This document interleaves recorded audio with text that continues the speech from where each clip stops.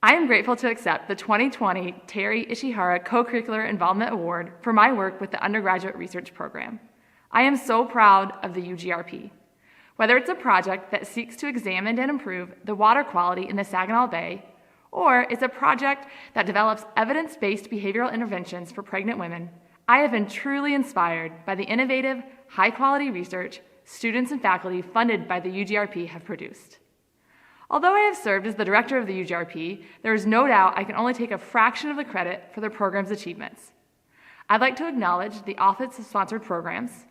The dedicated individuals in that office have been invaluable to the creation and implementation of this program. I am so grateful for their hard work and unwavering assistance. The Office of Academic Affairs has also provided consistent and significant support for the program, which I am appreciative of. In addition, I am especially grateful for the outstanding faculty at SVSU who have participated in the UGRP. In the last 5 years, I have knocked on several office doors. I've sent many an email asking for student showcase judges, advisory committee members, brown bag series presenters, and so on and so on. My colleagues have always come through. Moreover, to those faculty who have mentored student researchers in the UGRP, thank you.